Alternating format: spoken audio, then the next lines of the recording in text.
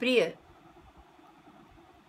Sangeeta ji, officiating principal Dev Samaj college Ferozepur, Anu ji, head of the department Hindi, और गणमान्य सब प्रिय, मेरे से तो छोटे ही हैं सब, तो प्रिय शिक्षक वर्ग, जो लोग साथ में जुड़े हुए हैं, शोध के छात्र, शोधार्थी, जिज्ञासु, विद्यार्थी और रसिक जन, साहित्य और संगीत दोनों कलाओं के। आज इस मंच पर मैं सबसे पहले धन्यवाद करती हूँ प्रिंसिपल मैडम का कि पहले भी मैं इस कॉलेज से मैं आई थी सेमिनार में जब फिज़िकल हुआ था कभी, तो मुझे वो याद है, और आज फिर से आपके साथ जुड़ने का मौका मिला। ये बहुत ही एक उन्नत कॉलेज है, एक बहुत बढ़िया कॉलेज है हमारी पंजाब यूनिवर्सिटी का फिरोजपुर डिस्ट्रिक्ट में। तो उसकी बागडोर आज मेरे ही शिष्य के हाथ में है। ये देख करके और प्रसन्नता होती है कि ये वृक्ष और फल फूल रहा है। तो बहुत ही बधाई आपको, आप बहुत अच्छे से कर रहे हैं कॉलेज की सब अपनी व्यवस्था और शैक्षणिक कार्य विशेष कर। तो ये जो विषय आज का जी, ये जो विषय आपने लिया है बहुत ही सोच समझ के लिया है। ये एक प्रासंगिक विषय है। जब हम अपने अपने विषय की बात करते हैं तो हम संगीत वाले संगीत की बात करते हैं, साहित्य वाले साहित्य की बात करते हैं, और साहित्य में भी कई भाषाओं के साहित्य हैं तो हम अपनी अपनी भाषा की बात करते हैं। लेकिन जब हम एक धरातल ऊपर या नीचे जाते हैं, ऊपर कहने का मतलब इस सोच से आज जो अंतर विषय अध्ययन चल रहा है उस सोच में, और दूसरा जो हमारा प्राचीन अस्तित्व रहा है, सह अस्तित्व कलाओं और साहित्य का, तो अगर हम दोनों तरफ देखते हैं तो हमें इनके सह अस्तित्व की बात बहुत अच्छी तरह समझ में आती है। इसलिए ये विषय बहुत प्रासंगिक है। मुझे हिंदी विषय में सबसे पहले मेरे जहन में जो घूमती रही, मेरे मस्तिष्क में पंक्तियाँ, वो मैथिली शरण गुप्त जी को मैं प्रणाम अवश्य करूँगी, जिन्होंने कहा था, जिसको न निज भाषा तथा निज देश पर अभिमान है, वह नर नहीं नर पशु निरा और मृतक समान है।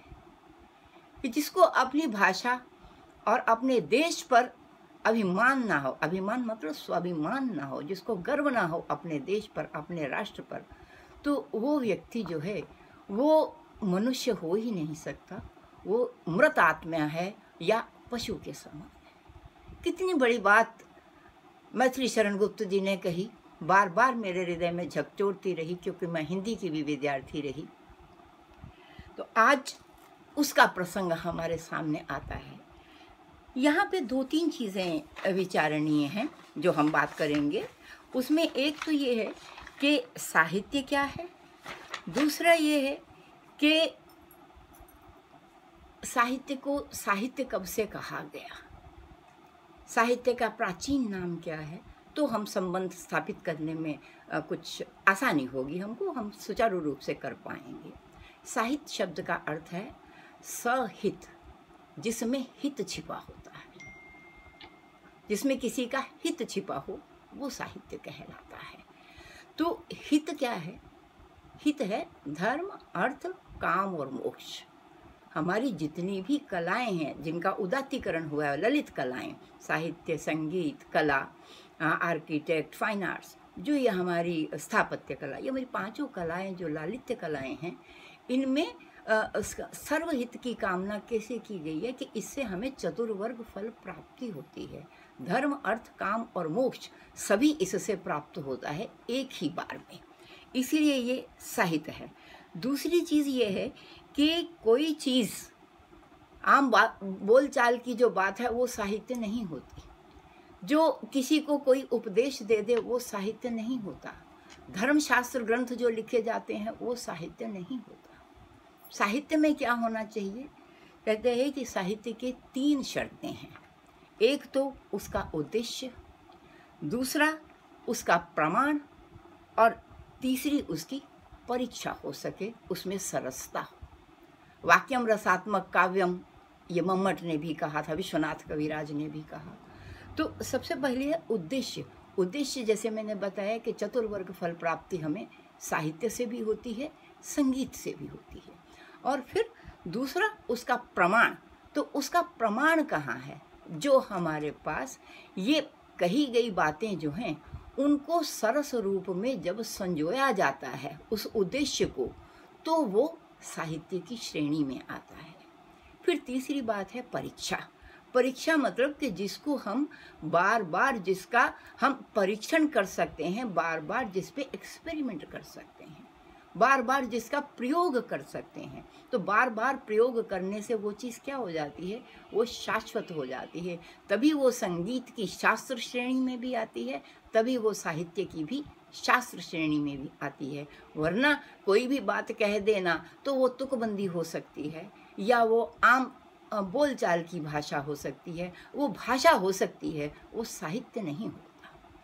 तो साहित्य में तीन चीज़ें हैं, कहते हैं बिना उद्देश्यम, बिना प्रमाणम, परीक्षांच बिना क्वचित। बिना उद्देश्य के, बिना प्रमाण के और परीक्षा किए हुआ बिना कोई भी शास्त्र ग्रंथ या साहित्य नहीं हुआ करता। ये संगीत पारिजात के रचयिता ने कहा था, पंडित अहोबल ने, संगीत के लिए। लेकिन दोनों चरितार्थ होती हैं दोनों में। अब दूसरा शब्द जो मैं कहती हूँ कि भर्तृहरि ने 2000 साल पहले, भर्तृहरि हुए कवि, उन्होंने एक बात कही थी, साहित्य संगीत कला विहीना, साक्षात पशु पुच्छ विषाणहीना। तो जो साहित्य से विहीन है, जो किसी कला से विहीन है या संगीत से विहीन है, तो जिसके पास इन तीनों में से कुछ नहीं है, वो भी उन्होंने उसी बात को कहा कि साक्षात पशु पुच्छ विषाणहीना। वो बिना सींग और पूंछ वाला साक्षात पशु है। तो साहित्य शब्द का प्रयोग हमें यहाँ मिलता है भर्तृहरि के लिए। उसके पहले साहित्य के लिए काव्य शब्द इस्तेमाल हुआ है। उससे पहले हम और पीछे की तरफ जाते हैं तो वांग्मय शब्द इस्तेमाल होता है। वांग्मय शब्द इस्तेमाल होता है। मैं ऐसा क्यों कह रही हूँ? क्योंकि यहाँ विद्यार्थी संगीत के भी हैं और विद्यार्थी साहित्य के भी हैं। हम अपने को हिंदी और साहित्य और इतने में कह करके सीमित कर लेते हैं। हम अपने जो पृष्ठभूमि है उस तक नहीं पहुँच पाते, क्योंकि मैं दोनों के संबंध की बात करना चाहती हूँ, इसलिए दोनों की पृष्ठभूमि हमें जाननी आवश्यक है। तो वहाँ वांग्मय शब्द इस्तेमाल हुआ है। वांग्मय का मतलब होता है कि जो वाणी के द्वारा कहा गया और शास्त्र द्वारा परीक्षित हुआ परिष्कृत हुआ जिसका के संयोजन हुआ है। तो वैदिक साहित्य के लिए हम वैदिक वांग्मय शब्द करते हैं, या संस्कृत साहित्य के लिए भी संस्कृत वांग्मय शब्द का प्रयोग होता है। लेकिन जब से भर्तृहरि के समय से आगे क्या हो गया कि वांग्मय शब्द भी प्रयोग में हो रहा है, लेकिन साहित्य शब्द जो है वो ज़्यादा प्रचार में आ गया। जब मैं वांग्मय की बात करती हूँ तो हम इस बात को देखते हैं कि ये साहित्य की प्रवृत्ति हमारे पास आई कहाँ से। अगर हम किसी चीज़ के मूल को जानेंगे तो उसकी शाखा प्रशाखा जो आज दिखाई देती हैं, साहित्य अलग से, संगीत अलग से, भाषाओं में भी अलग से भाषाएं, भाषी साहित्य अलग से, तो हमें सब में क्या दिखती है? विविधता दिखती है, विस्तृतता दिखती है। लेकिन जब हम इनके मूल की बात करेंगे, जो कि हमारी संस्कृति में क्या कहते हैं? कहते ऊर्ध्व मूलम, जिसका मूल जो है वो ऊपर को है, और अधो शाखा, जिसकी शाखाएं जो हैं वो नीचे को फैली हुई हैं।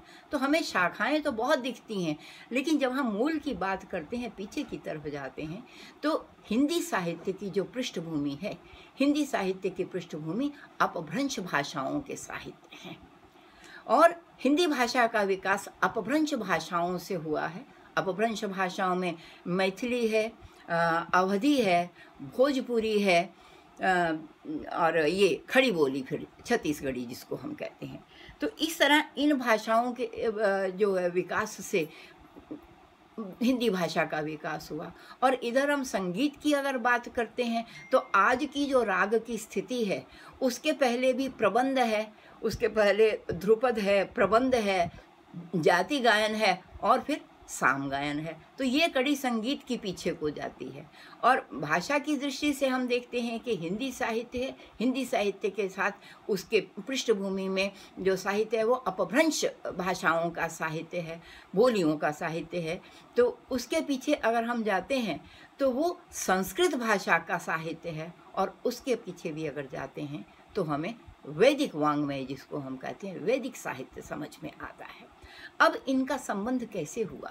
तो कि ऋषियों ने, कवियों ने, क्योंकि वहाँ पे मंत्र आता है पश्य देवस्य काव्यम न ममार न जीरेति। देखो ये इतनी सुंदर जो प्रकृति है, इतनी सुंदर जो सृष्टि है, ये देवता का काव्य है। ये ना तो कभी मरता है और ना ही कभी जरा को प्राप्त होता है, जीर्ण शीर्ण होता है। ये नित्य नवीन है, नवीयसी तव्यसी, ये नित्य नवीन होती हुई प्रकृति हमारे सामने। तो ये क्या है? ये परमात्मा की कला है, ये परमात्मा का काव्य शब्द कहा है उन्होंने वहाँ, ये परमात्मा का काव्य है। तो काव्य कहने से दोनों चीज़ें आ गई उसमें, एक तो उसकी शब्द राशि और दूसरी उसकी उच्चारण विधि। तो दोनों चीज़ें वहाँ पे साथ में आती हैं। जो ऋषि थे उन्होंने उस शब्द राशि को, जो कुछ उन्होंने विजुअलाइज किया, उन्होंने शब्द के माध्यम से उसको अभिव्यक्त किया। तो शब्द कौन से थे? शब्द जो थे वो गद्यात्मक थे, पद्यात्मक थे और गानात्मक थे। तो तीनों तरह की शब्द राशि जो अभिव्यक्त हुई, उसी का नाम क्या हुआ? ऋक्, यजुष और साम। तो हमारे गद्य, पद्य और गान, ये तीनों विधाएं वाणी की वैदिक काल से हमें दिखाई देती हैं। अब इनका स्वर से संबंध कैसा है? क्योंकि ये वाङ्मय है। वाङ्मय मतलब कि इसको बोला जाता है, इसको प्रवचन किया जाता है, इसको उच्चारण किया जाता है, और इसको उच्चारण से ही सीखा सिखाया जाता है। इसलिए इसका नाम वाङ्मय है। कि ये सारा जो हमारा साहित्य है, ये सारा क्या है? ये वाणी के द्वारा उच्चरित हुआ है, ये वाणी के द्वारा प्रवाहित हुआ है, वाणी के द्वारा प्रचारित और वाणी के द्वारा गुरु शिष्य परंपरा में इसका शिक्षण और अध्यापन हुआ है, अध्ययन अध्यापन दोनों हुआ है। तो इस तरह से अब ये स्थिति क्या हो गई कि जो गानात्मक मंत्र हैं वो अलग हैं, जो प्रोस जिसको हम कहते हैं वो यजुष मंत्र जिनको कहा वो अलग हैं, और जो ऋचाएँ हैं, ऋक् जिसको हम कहते हैं पद्य, वो अलग हैं। तो इस तरह से साहित्य की तीनों विधाएं आज भी हिंदी साहित्य में हमें पद्य, गद्य और तीसरा नाम मिलता है चंपू नाम से, तीनों विधाएं हमें आज भी मिलती हैं। तो वाणी के ये प्रकार उस समय भी थे, लेकिन उस समय विशेषता क्या थी? ये कहा गया कि जो गान है वो स्वच्छंद अपने आप में ऐसे नहीं है, वाणी के उच्चारण है। अगर तो उदात्त, अनुदात्त, स्वरित 3 स्वरों में कहा तो वो ऋचा है। अगर 2 स्वरों में या 4 स्वरों में, कम अधिक स्वरों में कहा तो यजुष में उच्चारण में मॉड्यूलेशन जो है वो कम हुआ करती है। तो वो 2 स्वरों का, 3 स्वरों का, अधिकतम 4 स्वरों का, अलग अलग शाखाओं के हिसाब से उसका प्रयोग हुआ। लेकिन साम का गान सप्त स्वरों में हुआ, और उसके लिए दोनों चीज़ें आना जरूरी था। ये चीज़ विचारणीय है, क्योंकि आगे साहित्य में ये हमें सिद्धांत रूप में काम देगी। तो ये हमें सिद्धांत रूप में काम देगी, क्योंकि हमने उसका विचार इस तरह से करना है कि जो ऋचा है उसका उच्चारण 3 स्वरों में है, जो यजुष है उसका उच्चारण 2 या 3 स्वरों में है, और जो साम है उसका उच्चारण जो है वो 7 स्वरों में है। तो अब पहले जब तक 3 स्वरों का, जब तक पद्य का उच्चारण नहीं आएगा, तब तक गद्य का उच्चारण नहीं आएगा, तो पद्य के साथ साम जुड़ा हुआ है, तो साम का उच्चारण भी नहीं आएगा। तो इसके पहले क्या होना चाहिए कि जो पद्यात्मक, यानी कि जो कविता है, जो हमें पता होना चाहिए, तभी उस पर गान किया जाएगा। तो ये सिद्धांत चला, ऋचि अध्युरम साम गीयते। साम का गान वही है जो कि ऋचा के ऊपर किया जाएगा। तो ये शाश्वत सिद्धांत बन गया कि कोई भी साम, कोई भी गान तब तक पूर्ण नहीं माना जाएगा जब तक कि उसके आधार में उसको पद्यात्मक आधार जब तक नहीं मिलेगा। तो यहाँ पद्य का आधार जो है वो कविता है, और गान का जो विस्तार है वो उसी पद्य का विस्तार जो है वो गान है। तो पद्य दोनों तरह का होगा, उसका पाठ भी हो सकता है और उसका गान भी हो सकता है। तो जब हम पाठ करते हैं तो वो काव्य पाठ कहलाता है, लेकिन जब हम गान करते हैं तो वो सिंगिंग कहलाती है, वो चैंटिंग कहलाती है। ये दोनों तरह के तरीके की विशेषता किस में है? पद्य में है। तो आगे जाके क्या हुआ कि वैदिक विशेषता एक ये भी थी कि गद्य पद्य हो चाहे साम हो, ये सस्वर, इन पे स्वर लगे हुए थे। जैसे हम आज भाषा लिखते हैं तो उसमें स्ट्रेस नहीं लिखा होता, उसमें कोई इशारा नहीं है, हम अपने अनुसार अपने आप उस सेंटेंस को देख करके उसकी पंक्चुएशन अपने आप बनाते हैं। पद्य भी है तो उसकी पंक्चुएशन हम बनाते हैं, तब हम उसका उच्चारण करते हैं। लेकिन जो प्राचीन हमारा साहित्य वाङ्मय है, उसकी विशेषता थी कि उस पे जो नोट लगे हुए थे उदात्त अनुदात्त स्वरित, वो स्ट्रेस एक्सेंट भी थे, वो पिच एक्सेंट भी थे। तो स्ट्रेस और पिच दोनों थे। जो स्ट्रेस एक्सेंट थे वो उसका अर्थ निर्धारण करते थे, और जो पिच एक्सेंट थे वो उसमें गान, उसकी जो स्वर का उतार चढ़ाव है वो उसका निर्धारण करते थे।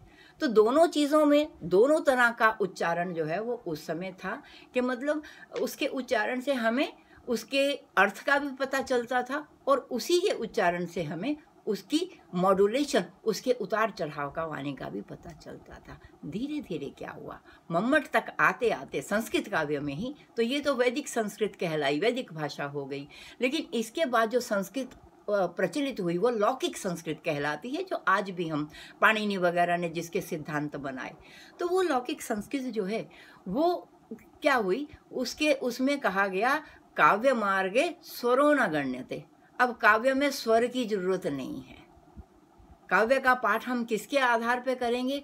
तो वहाँ कौन सा विधा पॉपुलर होगी? वहाँ छंद पॉपुलर हो गया। तो जो छंद, वैदिक छंद 7 थे, आगे जाके छंद पूरा पूरा एक वेदांग हो गया। और कविता में छंद जो है, पद्य में छंद जो है इतना पॉपुलर हो गया कि नाना तरह के छंद, चाहे वो वार्णिक हैं, चाहे वो मात्रिक हैं, चाहे वो उनका मिक्स रूप हमें मिलता है, और अलग अलग तरह के छंद जो है वो पॉपुलर हो गए थे। वही उसमें यति, गति, पद, मात्रा, जो उसके 8 लक्षण हैं छंद के, तो उसके आधार पर उसका हम अर्थ निर्णय करने लगे थे। तो इस तरह से ये स्वर जो है इसका साहित्य के उच्चारण से इसका यहाँ से विलगाव हुआ, ये एक मोड़ था। और उधर संगीत में क्या हुआ, भरत ने कहा जाति गायन तक के स्वर ताल पदात्मकम गांधर्वम। तो गांधर्व संगीत, साम के बाद गांधर्व संज्ञा हुई संगीत की, तो उसे कहा गया कि स्वर ताल पदात्मकम गांधर्वम। ये जो गांधर्व है, ये जो संगीत है, इसमें स्वर है, ताल है, और तीसरा पद भी जरूरी है। तो जब तक तीनों का मेल नहीं है तब तक संगीत नहीं है। तो कितना स्पष्ट आधार है साहित्य का संगीत के साथ। और वो साहित्य कौन सा है? अभी तक ये वैदिक साहित्य था, उसके बाद कौन सा आया? ये संस्कृत भाषा में रचित साहित्य आया। तो 7वीं शताब्दी तक तो ये स्थिति रही, लेकिन 8वीं शताब्दी से जब अपभ्रंश भाषाएं आ गईं, उसी समय उन अपभ्रंश भाषाओं के साथ साथ जो विकास हुआ, फिर किस चीज़ का विकास हुआ कि उधर राग का विकास हुआ। अब राग में प्रबंध गायन था, तो संस्कृत में भी प्रबंध रचे गए और हिंदी में भी प्रबंध रचे गए। तो उन प्रबंध का जो काव्य रचा गया, तो वो उसकी भाषा अब जो है वो अवधी भी थी, ब्रज भाषा भी थी, मैथिली भी थी, और राजस्थानी भी थी। तो ये याद रखिए कि हिंदी भाषा के पीछे इन चारों भाषाओं की, इन चारों बोलियों का, इन चारों डायलेक्ट के साहित्य को जो है वो हिंदी साहित्य ही पहले माना गया। और ये काल कौन सा था? ये वीर गाथा काल था। सबसे पहले जो हिंदी साहित्य रचा गया वो चंद बरदाई का पृथ्वीराज रासो हम कहते हैं। और तीसरी चीज़ में एक और चीज़ बता रही थी, उसका उद्देश्य जो है साहित्य के माध्यम से हम बड़े बड़े मैसेज जो हैं वो दे देते हैं। तो बड़े बड़े मैसेज कौन से हैं? राष्ट्रवाद सबसे पहला मैसेज है, सामाजिक चिंतन हमारा दूसरा मैसेज है, फिर आपस में सौहार्द, नैतिकता और मानव मूल्य, ये हमारा तीसरा मैसेज है, और आपस में सहभाव से रहना, बंधुत्व की भावना से रहना, ये सर्वोपरि मैसेज है जो हर साहित्य के माध्यम से हमें मिलता है। तो हिंदी साहित्य में ये सारी बातें जो है वो हमें दिखाई देती हैं। तो ऐसे में क्या हुआ कि जो वीर गाथा काल था वो वीरताओं में, क्योंकि सामवेद का गान भी राजाओं की विजय के लिए भी हुआ करता था, देश की रक्षा के लिए भी होता था, प्रजा के कल्याण के लिए भी होता था, और यहाँ की सामाजिक और धार्मिक कार्यों के लिए भी, गृहस्थ कार्यों के लिए भी होता था। तो यही प्रयोग जब राजाओं का युग आया, जब हिंदी का विकास होने लगा, तो चंद बरदाई नाम के कवि थे। उन्होंने ये मैसेज, देखिए कैसे कविता में कहा, हिंदी के लोग जानते होंगे लेकिन मैं संगीत वालों का भी थोड़ा सा ध्यान में रखूंगी। तो ये चंद बरदाई कवि थे राज दरबार में पृथ्वीराज के। जब पृथ्वीराज को मुगलों ने कैद कर लिया था, उनको कारण जो भी रहे हो वो इतिहास हम नहीं दोहराएंगे, उस समय वो अंधे हो गए थे, उनको अंधा कर दिया था। अंधा करके जब उनको पेश किया गया दरबार में, तो चंद बरदाई के पास मौका था, वो बहुत ही चतुर कवि थे, पंडित कवि थे। तो उन्होंने कहा कि महाराज मार तो इन्होंने देना ही है आपको, तो क्यों ना आप महाराज आप इनकी परीक्षा ले लीजिए, ये शब्द भेदी बाण मारते हैं। तो शब्द भेदी बाण क्या होता है कि जहाँ से शब्द आता है वहाँ पर ही एम करके, निशाना करके बाण को मार करके निशाने को प्राप्त कर लिया जाता है। ये चंद बरदाई को पता था। अब उन्होंने इशारा क्या किया, उन्होंने अपना, पृथ्वीराज रासों में यह आती है लाइन, 4 हाथ 24 गज, कहीं कहीं 4 बांस भी पढ़ने को आता है, 4 बांस 24 गज, अंगुल अष्ट प्रमाण, ता ऊपर सुल्तान है, अब न चूक चौहान। उन्होंने इशारा करके बता दिया कि जहां तुम खड़े हो वहां से 4 हाथ चलो, 24 गज आगे जाएगा, और 8 उंगली के ऊपर फिर वहां पे सुल्तान बैठा हुआ है, और अगर तुम चूक गए तो चूक गए, और नहीं तो क्या हो जाएगा, नहीं तो फिर तुम हम नष्ट होना तो निश्चित ही है। तो अब उसने जब वहां से घंटा बजाया उस स्थान से, और पृथ्वीराज ने यहाँ से तीर चलाया, तो राजा का वध हो गया, वो तीर निशाने पे लगा। तो ये साहित्य की विशेषता है। ये कौन दे सकता है? ये आम भाषा में कोई कह सकता था भरी सभा में? ये कवि कहता है। इसीलिए कहते हैं जहाँ ना पहुँचे रवि वहाँ पहुँचे कवि। कवि क्रांत दृष्टा होता है, कवि काल दृष्टा होता है। कवि को तीनों लोक कैसे दिखते हैं? हमारे यहाँ शब्द आता है हस्तामलकवत, कि अपनी हथेली पर मानो तीनों काल और सब लोग दिखाई देते हैं उसको, और वो उसको ध्यान में रखते हुए समाज के कल्याण की कामना करता है। तो यहाँ से हिंदी साहित्य का जो उदय हुआ, और उसके साथ वो, ये तो वीर गाथा काल था, इस तरह के रासों, उस तरह की वीर गाथाएँ आई, हिंदी में आई। और उसके बाद क्या हुआ, दूसरा काल चला हमारा भक्ति युग कहलाता है। भक्ति और संगीत का सामगान से ही संबंध था, प्रबंध गायन में भी वही था, जाति गान में भी वही था। लेकिन जब हमें विभिन्न भाषाओं में, ये बोलियां हैं अभी हिंदी भाषा की, तो अवधी में तुलसीदास जी की रामायण, ब्रजभाषा में सूरदास जी का भ्रमर गीत, विद्यापति जी का काव्य मैथिली भाषा में आज भी बहुत पॉपुलर है। हम मिथिला में जाते हैं, दरभंगा साइड में, तो सुनने में आता है विद्यापति जी का सारा काव्य, और मीराबाई जी का राजस्थानी डायलेक्ट में जो उनका काव्य। तो ये चारों जो हमारी बोलियां थी, ये सारी, ये चारों बोलियां जो थी, ये हिंदी भाषा के पृष्ठभूमि में उसके आधार स्तंभ थे, और आज भी हैं। आज भी हम ये नहीं कह सकते कि तुलसीदास जी की रामायण हिंदी का काव्य नहीं है, या मीराबाई के पद जो हैं वो हिंदी के काव्य नहीं है, या ये सूरदास जी का भ्रमर गीत या सूरदास जी के पद हैं वो हम हिंदी के नहीं मानते, ऐसा नहीं है। ये हिंदी की ही पृष्ठभूमि में तैयार किया हुआ काव्य है। और इसका संगीत के साथ क्या संबंध है सब लोग जानते हैं। हिंदी के भाषा भाषी या हिंदी के सिलेबस में ये सब पढ़ाए जाते हैं, लेकिन ये मैं एक बहुत स्पष्ट बात कहने लगी, हमारा दुर्भाग्य ये है कि हिंदी वाले ये पद का गाना तो क्या उच्चारण भी नहीं करते हैं। लेकिन संगीत में हम लोगों ने सिलेबस में भजन गायन रखा हुआ है, हम लोगों ने सिलेबस में गीत गायन रखा हुआ है, और यूथ फेस्टिवल्स में भजन गायकी एक स्पेशल से इवेंट है। तो संगीत के लोग खोज खोज करके, ढूंढ ढूंढ करके कि मीरा का पद पिछली बार जो हमने पायो जी मैंने राम रतन धन पायो करा था, तो नहीं, अब के हम अब मोहे लाज हरि हमने तुलसीदास जी का पद लेना है। तो ये हम खोज खोज के करते हैं। तो ये संगीत ने जो है उस हिंदी भाषा के पदों को, रामचरितमानस आज गाई जाती है। और एक बड़ी बात मैं आपको बताऊं कि जब स्वतंत्रता प्राप्ति का युग आया, स्वतंत्रता प्राप्ति के वक्त में जब इतने आंदोलन हो रहे थे, उसी समय पंडित विष्णु दिगंबर पुरस्कार संगीत के उद्धारक जिनको मानते हैं वो हुए। उन्होंने क्या किया, उन्होंने घर घर घूम करके, जगह जगह जा करके रामायण की चपाइयाँ, रामायण मेरा मतलब रामचरितमानस से है यहाँ, तो रामचरितमानस की चपाई जय जय जय गिरिराज किशोरी, जय महेश मुखचंद चकोरी, इसको उन्होंने कंपोज करके राग में बच्चों को सिखाया, और आज भी हम क्लास में इसको सिखा रहे हैं और सीख रहे हैं।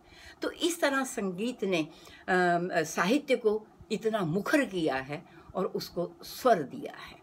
और मीराबाई, तो आप देखिए कि ये तो शास्त्रीय गायकों की बात है।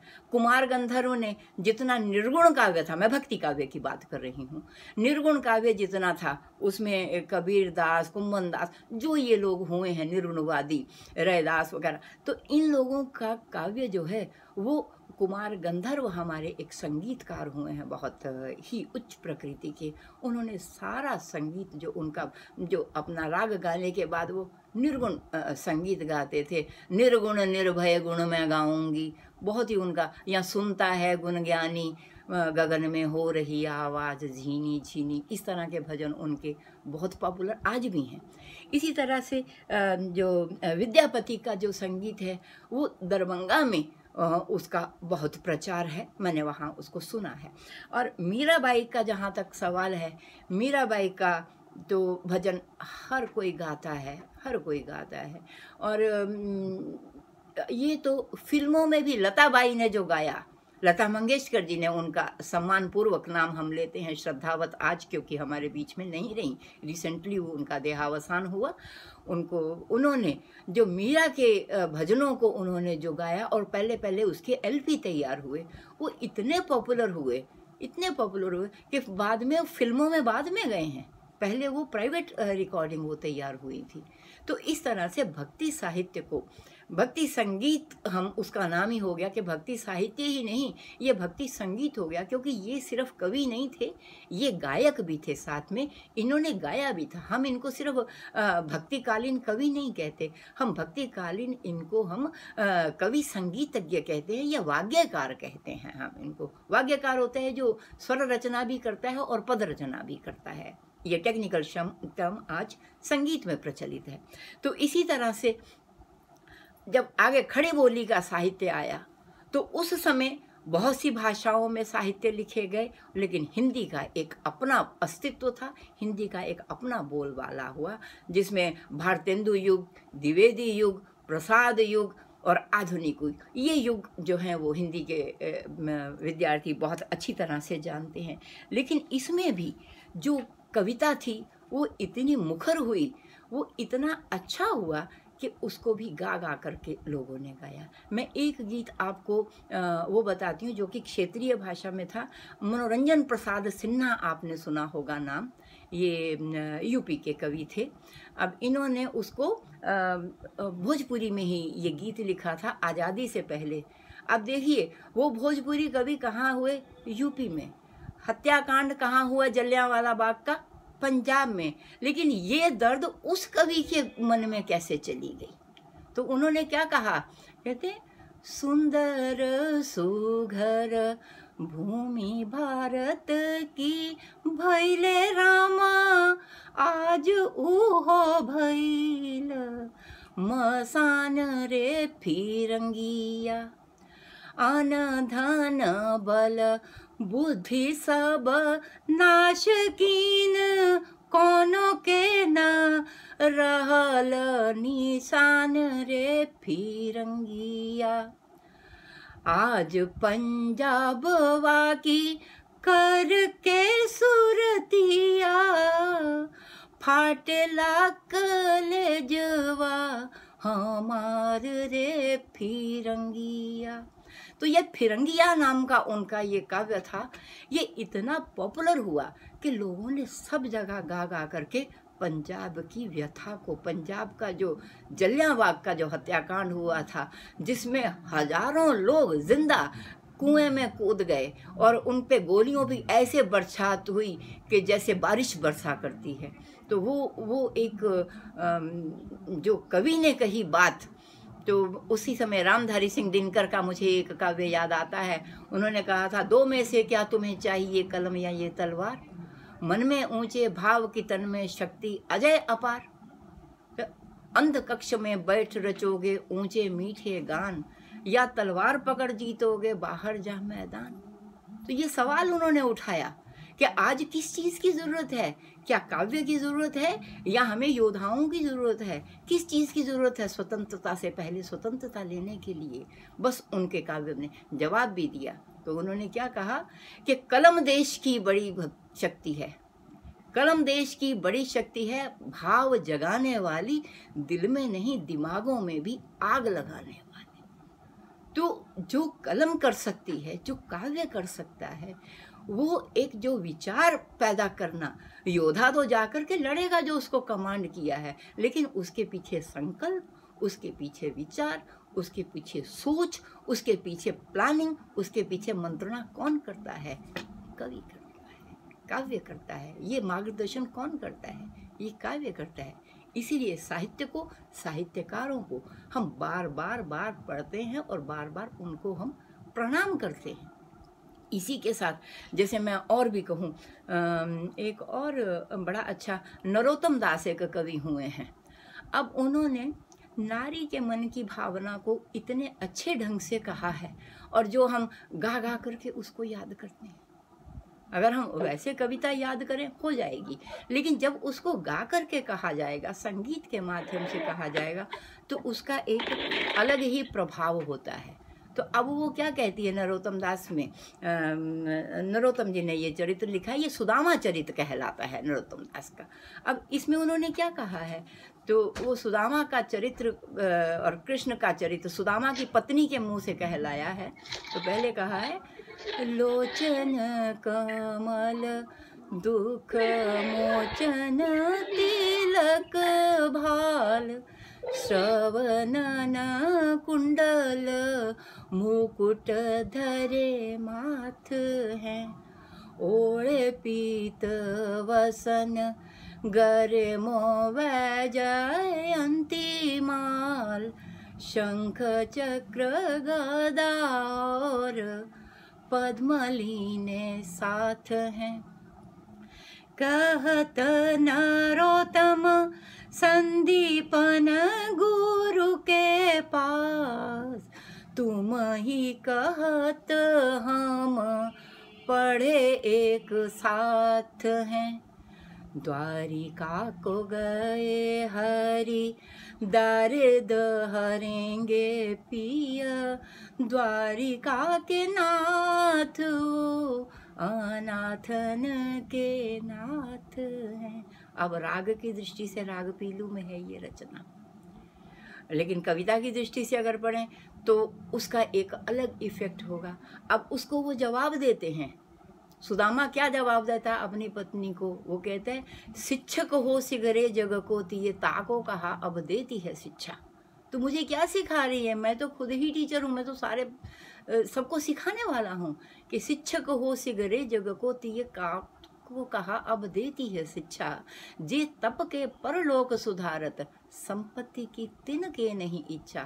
और मेरे ही ये हरि को पद पंकज, 12,000 ल देख परीक्षा, औरन को धन चाहिए बावरी, ब्राह्मण को धन केवल भिक्षा। तो विद्या का जो अभ्यास करने वाले उसको धन नहीं चाहिए, उसको तो खाली भिक्षा से ही उसका काम चलेगा। ये डायलॉग आगे चलता है।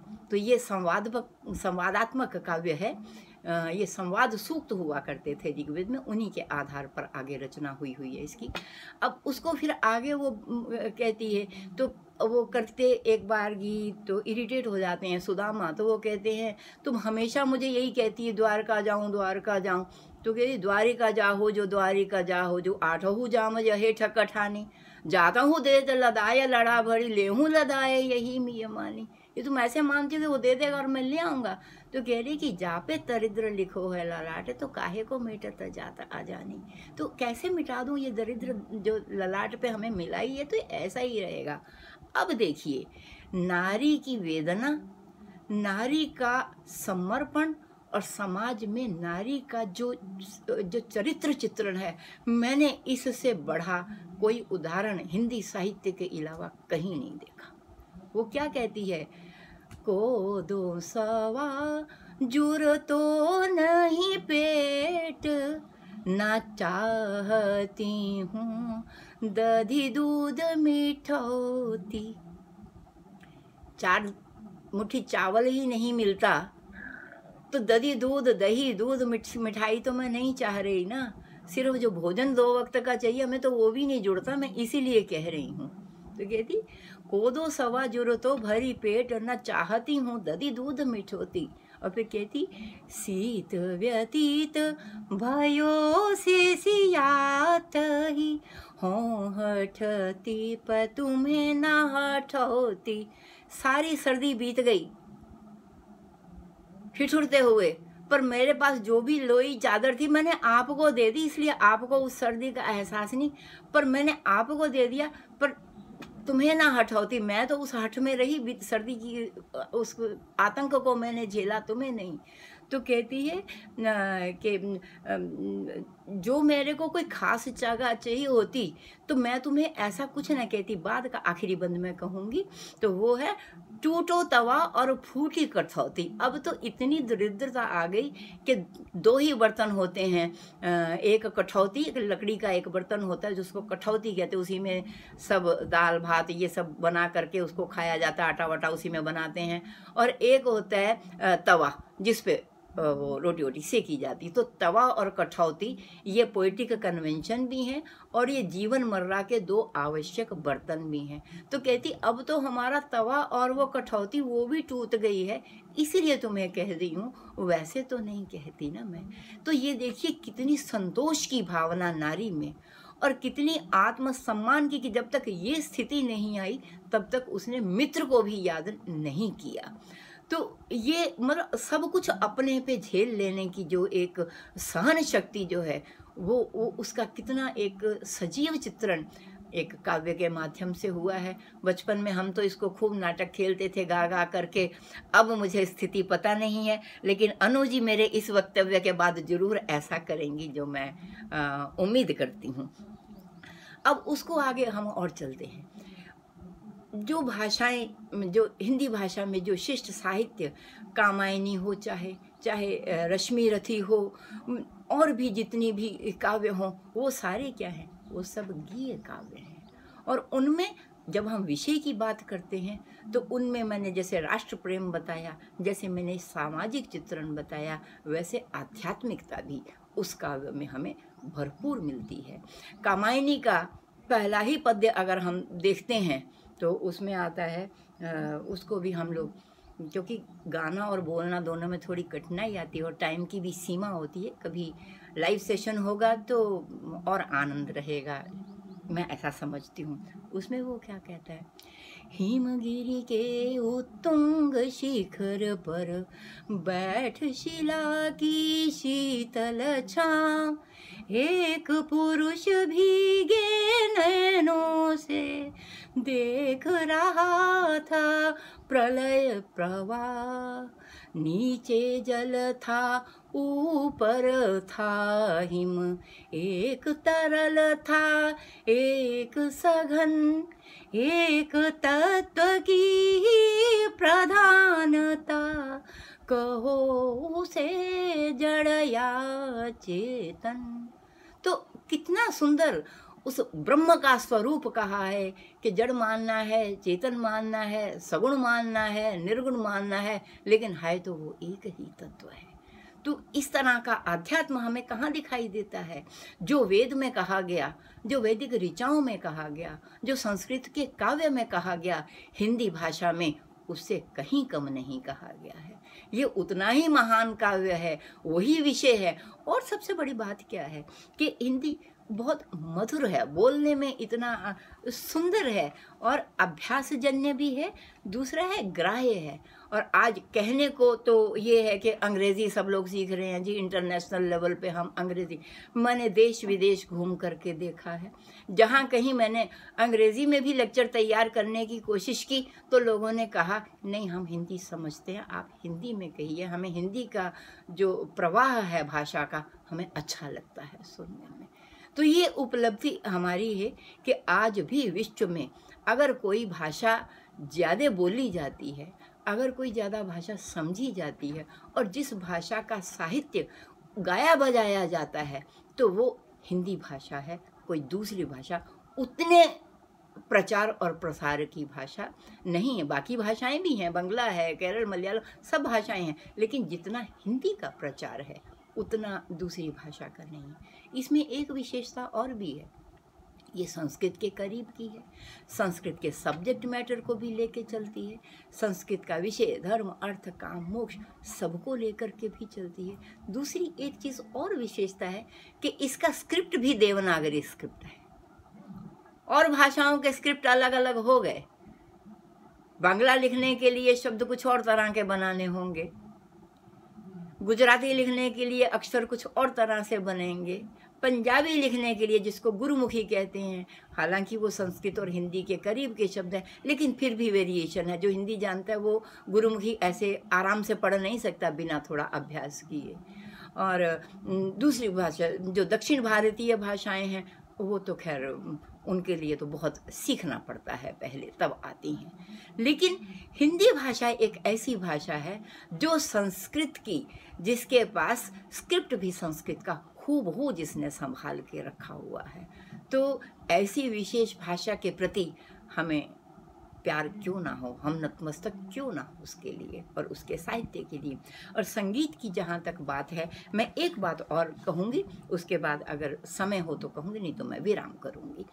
तो एक बात और भी है कि जितना जब फिल्म की बात आई, अब मैं तो शास्त्रीय संगीत की बात हमने बताया कि वाग्यकार थे, भक्त संगीतज्ञ थे, लेकिन जो हमारे शास्त्रीय संगीतज्ञ भी हुए, भले वो विष्णु दिगंबर पुरस्कार रहे हों, भले वो नारायण राव व्यास रहे हों, भले वो भीमचंद जोशी रहे हों, या गजानन बुआ रहे हों, या हमारे ये पंडित ओंकारनाथ ठाकुर हों, या रामाश्रय झा इलाहाबाद से हों, या पंजाब के दिलीप चंद बेदी रहे हों, तो इन लोग ये जो वाग्यकार जो हुए हैं, जिन्होंने संगीत की रचनाएं भी की हैं और उनको स्वर भी बांधे हैं, तो उन लोगों ने एक बड़े ही व्यापक साहित्य की रचना की है।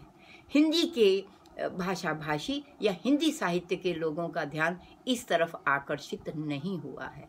मैं इस मंच से ये भी कहना चाहती हूँ कि ये जो संगीतोपयोगी जो वाग्यकारों ने जो कंपोजिशंस की हैं, जो उन्होंने जिस साहित्य को भी रचा और संगीत को भी रचा, वो साहित्य भी हिंदी भाषा में मुख्य रूप से है, और कहीं कहीं ब्रज और अवधि का भी उसमें शब्द दिखाई देते हैं, वो भी हैं।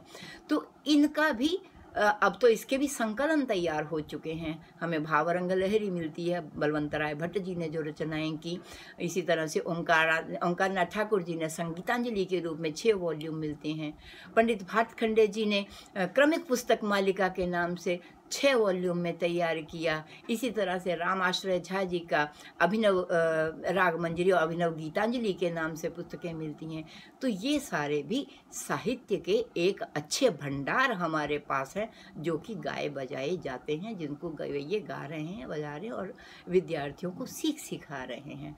तो उस साहित्य को भी मेरी ये आग्रह होगा कि साहित्य का अध्ययन जहाँ किया जा रहा है हिंदी साहित्य का, तो इस साहित्य को भी उसका समावेश किया जाए, और जो शिष्ट साहित्य हिंदी में नया रचा जा रहा है उसको संगीतकारों को दिया जाए, ताकि उनको भी संगीतमय उनकी कंपोजिशन बना करके उसका प्रचार हो।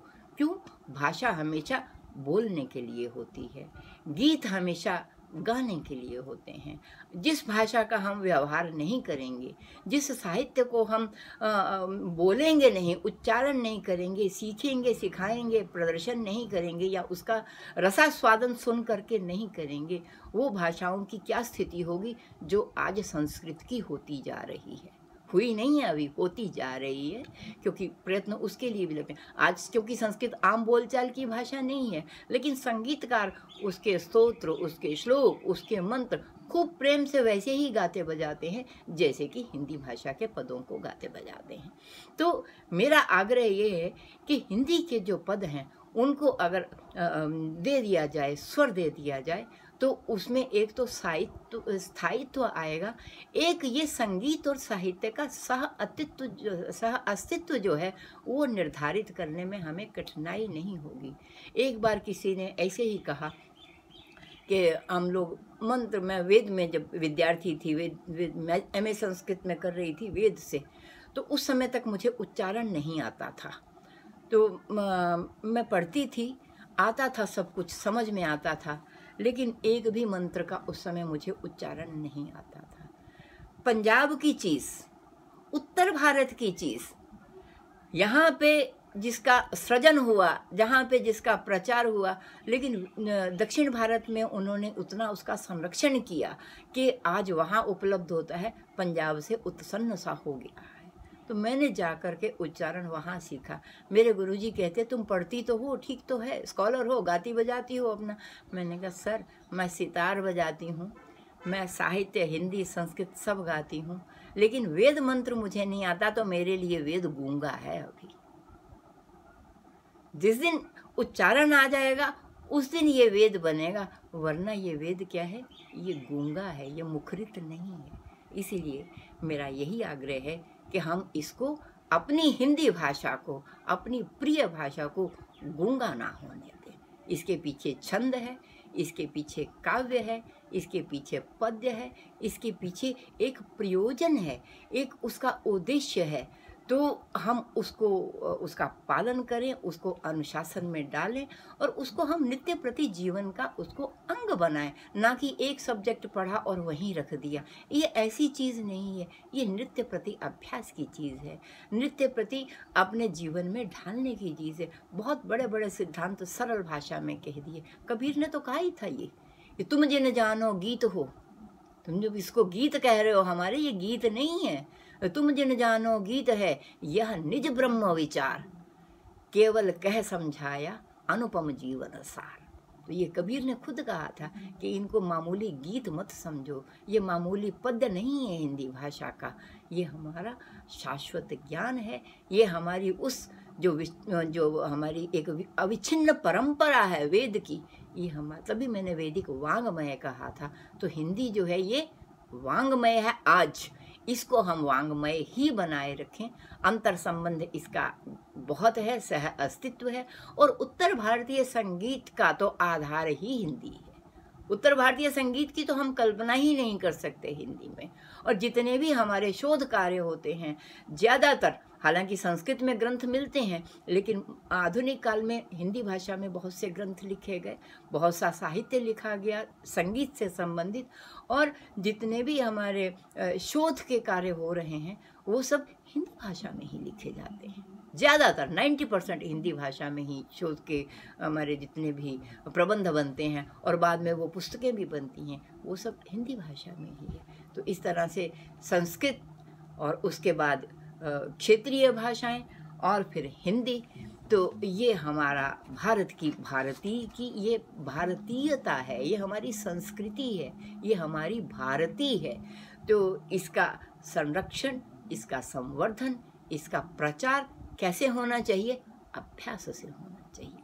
जब हम व्यक्तिगत अभ्यास करेंगे तो हमारे आसपास के लोग अभ्यास करेंगे, जब हमारे आसपास के लोग अभ्यास करेंगे तो ये बात कहाँ पहुँचेगी? ग्राम में, ग्राम के बाद जिला में, जिला के बाद देश में, देश के बाद विदेश में।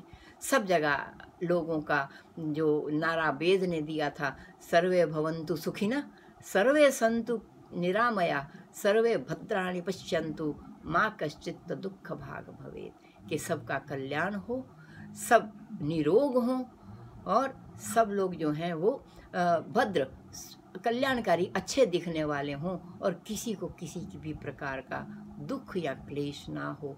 तो ऐसी भाषा, ऐसा साहित्य मेरे भारतवर्ष में, मेरे हिंदुस्तान में अनेक भाषाओं में तो है, लेकिन उन सब की सिरमौर हिंदी भाषा में अवश्य है। तो संगीत भी हमारा, बहुत संगीत हैं आज, लेकिन जो भारतीय संगीत और विशेष करके हिंदी का संबंध जिससे है वो उत्तर भारतीय संगीत, या हम उसको हिंदुस्तानी संगीत कहते हैं। इसलिए हिंदी, हिंदुस्तानी संगीत और हिंदुस्तान, ये तीनों एक ही बात है, ये एक ही सिक्के के पहलू हैं। हम इनके प्रति कृत संकल्प हो करके, हम इनके प्रति दृढ़ संकल्प हो करके आओ पढ़ें, पढ़ाएं, सीखें, सिखाएं, पाठ करें और गाएं। जय हिंदी, जय संगीत, जय भारतीय संस्कृति। धन्यवाद।